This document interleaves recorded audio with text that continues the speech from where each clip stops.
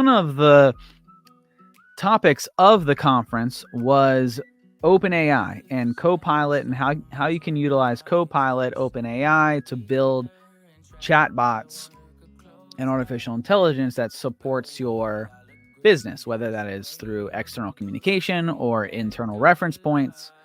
Artificial intelligence is here, it's coming, and you can train it to, well, I shouldn't say it's coming, because it's not coming, it's here. Maybe it's coming to your business or your industry, but it's here.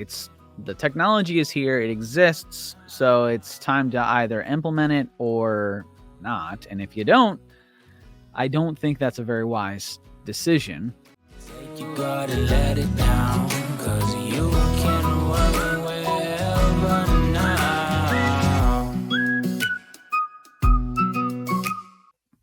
What's up, everybody? Welcome into the Work Wherever podcast. I'm your host, Roy Edwards. This is the podcast where we talk about automation, AI, the ability to work wherever so you can live every day like it is Saturday. If this is your first time, we got a couple different flavors of the show. We have the Roy's Rants, which I guess this is a Roy's Rant. I'm by myself. We have the Internet Hotspot. That's me and Sydney breaking down news and trending articles. We have Homegrown with Haley. Haley's my wife. We talk about the ability to homeschool. And it's more of a trending life podcast, some of the things that we're able to accomplish because we work wherever.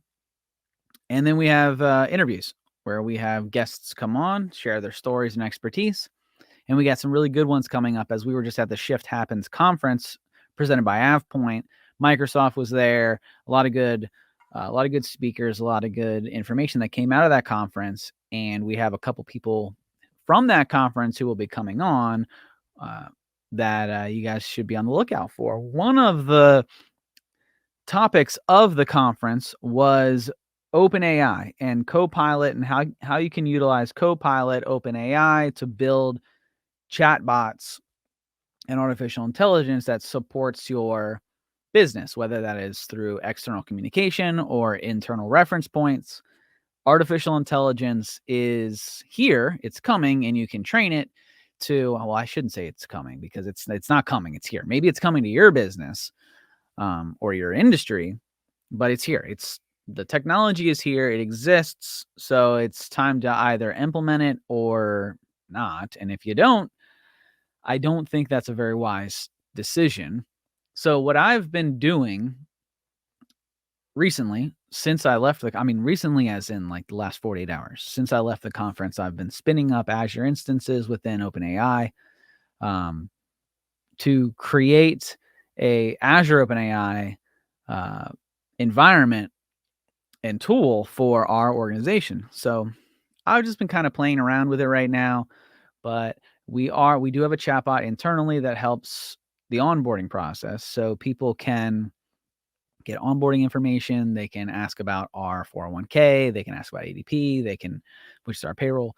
They can ask all kinds of questions. How many holidays do we have? What's their leave balance? That sort of a thing, right? So in using OpenAI, which I am using, when you build an OpenAI in Microsoft Azure, so you spun up what I did was I went into Azure, I went into the search bar, searched for OpenAI, Azure OpenAI. The little OpenAI tool comes up. I clicked on it. You do have to request it. So I had to go through the request process, had to fill out a form with Microsoft in order to get it spun up within our environment, went through all of that, got the request. It asks for your service ID number and how many environments you want to roll it out in, whereas you can request up to 3. I wanted to request 3, but I didn't have my customer support information and their service information. So I just used ours. So I just got one. It worked. It does ask why you're going to do it. What are you using it for, kind of a thing. So filled out all that information, got it spun up, and started playing with it. So I'm using Chat GPT 3 Turbo, I think is what I'm using, 3.5 Turbo. And it's pretty cool. I mean, it's more than pretty cool. You can train it. So there are system message. And so the system message is essentially how the chatbot is to interact and what the key objective of the system itself, the computer, how it is supposed to respond. So you can say you work for a technology company who focus on artificial intelligence and automation, and you can respond funny and sarcastic, but make sure that your emphasis is on security in mind, right? Zero trust. So that's actually exactly what I said. A little bit more than that, a little bit more well articulated, I would say. It's definitely a little better written out, but that's what I told it. And then you have example messages that you can provide. So obviously, if you type it into the chatbot right away, you're gonna say, "Who's Roy Edwards?" And the bot's gonna say, "I have no idea who you're talking about. I don't have access to wide amounts of data like that, to the internet. So you're just gonna have to like bear with me, right?" So in that message for the user, it has a user and a message response. The user, you put in what the user is querying. For the response or the message, you would say how you would like your bot to respond. So I put who is Roy Edwards. Actually, I didn't even have to put in who is Roy Edwards, but I did put in who is Haley Edwards, and said, Haley Edwards is the CEO. This is this is her background. This is what she likes. This is who she is as a person. And then I said, do you guys have a podcast? Yes, we have a podcast. Roy Edwards and Sydney Rosala are the co-hosts, and Roy's the more technical one. Sydney is the more fun one, and they talk about AI, automation, the ability to work wherever, so you can live every day like it's Saturday. And then from that, it knows now 3 people. So then I was able to say, who's Roy Edwards? And I said, well, Roy Edwards is it did get my title wrong. It was very interesting that it pulled that I was the CTO, because I'm not. But I guess because of the response that I gave it in the podcast definition, that it assumed that I was the CTO. But it said Roy is the CTO of Capital. He's the co-host of the Work Wherever podcast. Blah, blah, blah, blah, blah. Knows who I am. And then I said, who is Sydney Rosala? Sydney Rosala is the marketing manager, which I never said that she was the marketing manager, but interesting to note. She's also the co-host of the Work Wherever podcast, yada, yada, yada. So that was all pretty interesting. It then learned who 3 different people were and how to respond. I did put in some of the system messages, and I gave it our core values. I gave it that we don't outsource, that we're an American first company. I gave it when somebody asks you to tell jokes that have to do with technology or working wherever or working from a beach or automation, because otherwise, if you just say tell a joke, it was telling jokes about like tomatoes and fruit and stuff, which were funny, or as funny as a dad or AI type joke could be, but I wanted them to focus on our customer base. So far, it's been really cool. Now, there are a few features that I tried and then deleted. So I tried to add our own data. So those are all of the message response, the system's response. So you have system message, user response examples. You use the chat functionality to try it out. The system learns from your responses and how to respond, and then essentially uses the Chat GPT 3.5 Turbo to respond. I only had 3 choices for the type of bots that I could utilize. It was like 3.5 Turbo, and then 2 other ones were they were all Chat GPT, essentially. It was the only ones that I was able to use. And I chose 3.5 Turbo. The other areas that I played around with was around using your own data. Bring your own data is what they call it, right? So connect your own data source, which I did. And you can only connect to 2 different locations. At least I was only able to connect to 2 different locations. One was Azure Blob Storage, which is cloud storage. Or the other would be upload a file. So if I uploaded a file of my choice into essentially blob storage, then I could utilize that data and information to have my system respond. So I could upload a Word document that has all of that information of what I gave it for user prompts and messaging, except now it'd be in a Word document. So some of the things that I could have uploaded, and I did upload it into a blob storage, were like our systems and processes, an SOP on how to write an SOP, a Rossi diagram, some of our core functionality and some of the things that we do as a business, so that the prompt had information on how to respond. Now, what I didn't realize, and I deleted it, but I connected to the blob storage, and then I had to connect it to a what was it? A cognitive system within Azure, and so I spun that up, which costs $250 a month. Was the estimated cost, plus the about $200 of OpenAI. So it would have cost us about $450 to pull that system of bringing your own data. Notice that data is not even database. So I couldn't even use a SQL database, which I did speak with Microsoft at the conference of Shift Happens, and they said that SQL will be coming, but just not right now. So right now you really only have blob or upload your own data. The data that I provided it through the cognitive search or system was PDFs, Excel sheets, Visio diagrams, videos, that sort of thing. It was not able to read that because the system only reads text.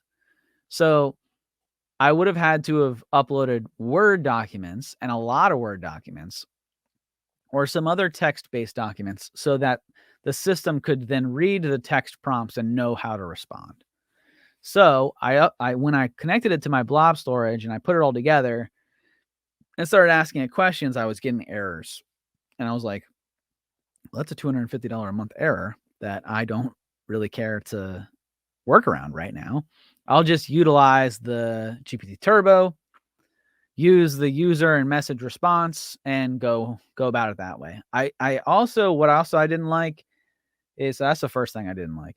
The second thing I didn't like was the message and response. Once I connected it to the data and then broke the connection of the data, when I went back to user messaging, it was all deleted. So I haven't left the screen yet. It's still open as a window. But I didn't see a way where I could save my user messages as a template. So I assume, and I'll have to try this out, but I assume that once I change templates, because there are system templates you can use, like marketing manager was on there, law firm was on there, technical professional or something was on there. Like there's like pre-written templates of the system that you can use that basically like changes the personality, and I'll say that in quotation marks, of the bot. I haven't used that. I used the empty default and wrote my own messages, user prompts and messages. I assume that if I were to change the template and then try to go back to the user default, that all of my message and prompts would be gone, because that's what happened when I changed the data source.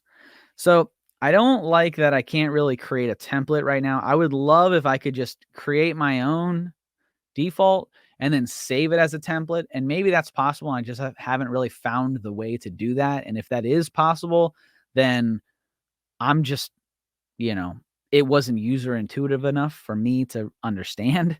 So maybe I'll have to do an updated podcast maybe about how actually it is possible. And I just was blind to the fact or couldn't figure it out right away. But those were kind of sort of things that I didn't really like off the bat, was that when I tried to sync my own data, it's only blob storage, it's only text, so it has to be Word documents. Some of the other documents that we already have created, I couldn't utilize. So that was a bummer. Then when I went back, my user messages and responses, I couldn't save as a template, so they were all gone and deleted. So if I had actually I spent 45 minutes, maybe an hour, writing out user prompts and messages to try to fine tune the bot. And when I went back, they were all gone. Now I wrote them again, and now this time I already kind of got the feel for the bot and how it interacts and how it it was using the user messaging and responses. So I was a little bit quicker to create, and so I created very similar ones to what I did before. I still have to recreate, and it took me maybe 10-15 minutes to recreate what I had done in an hour previously. So not as big of a deal. But if I had wrote a whole lot of them, it would have been a huge deal. So don't make that mistake, everybody. That would have been a pretty big mistake. Now, next thing that I don't necessarily like here is that it's kind of, well, it's not kind of. The only way that you really use the bot right now is in the studio. So you can deploy it to a web service like an Azure VM or something along those lines, or you connect it through Power Automate. And when you connect it through Power Automate, the Power Automate is either connected through a Power App or a Power Virtual Agent or Teams or something like that, which is really cool. But when you send the prompts to the OpenAI, it creates a new session every time.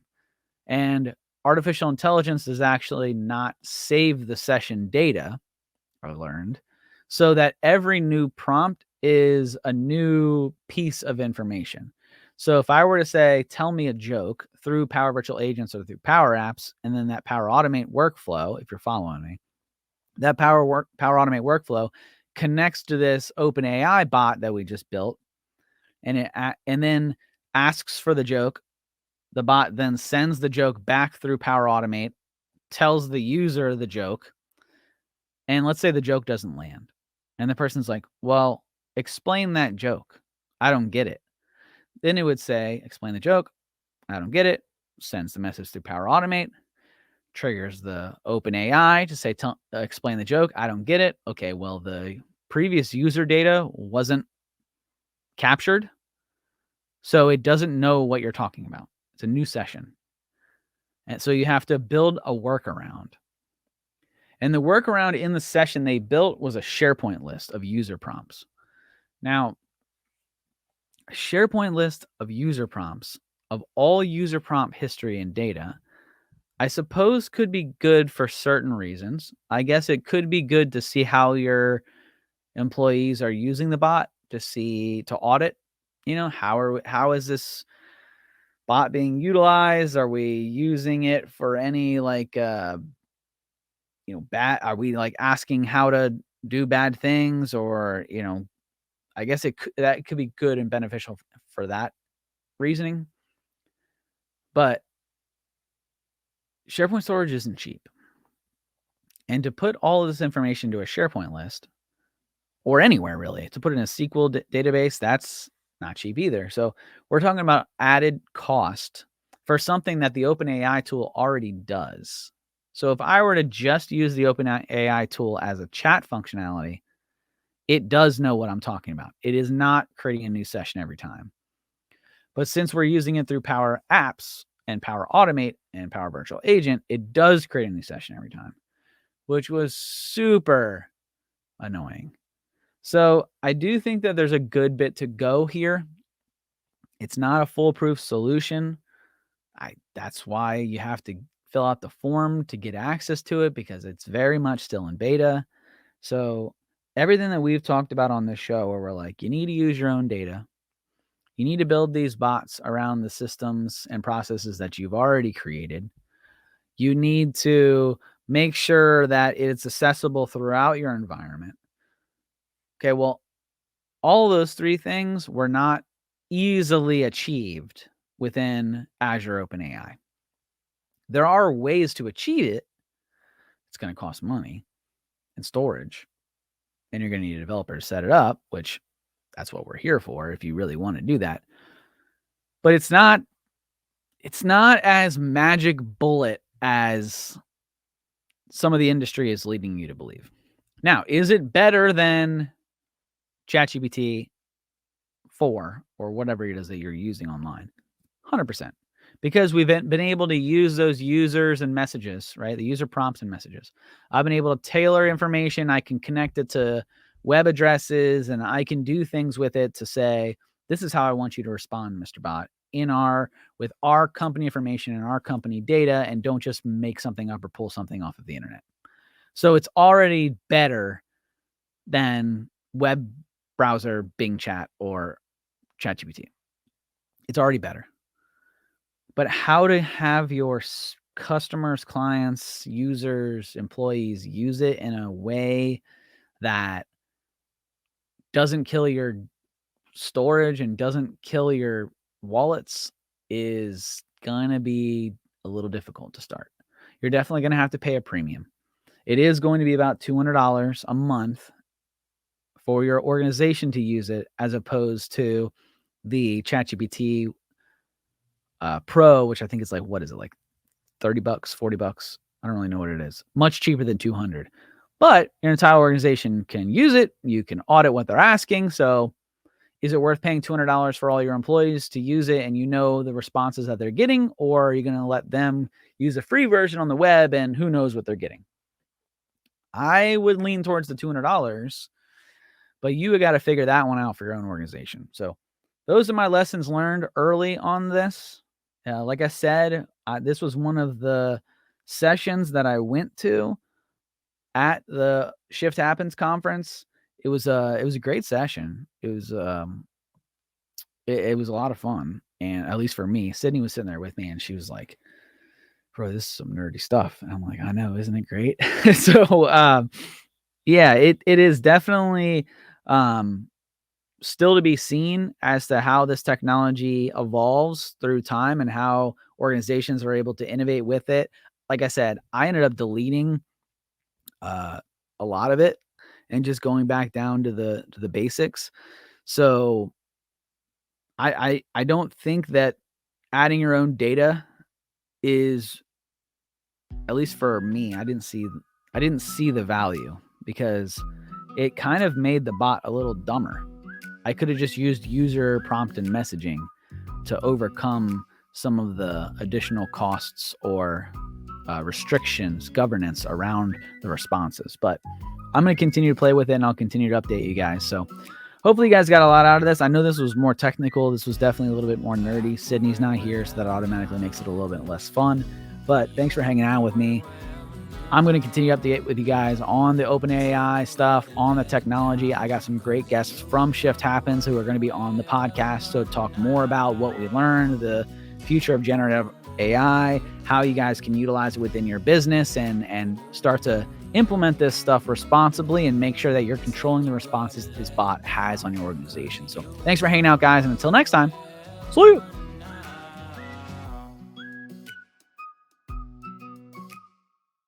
Hey there, don't forget to hit that subscribe button and turn on notifications for all the latest videos from Capital Presence.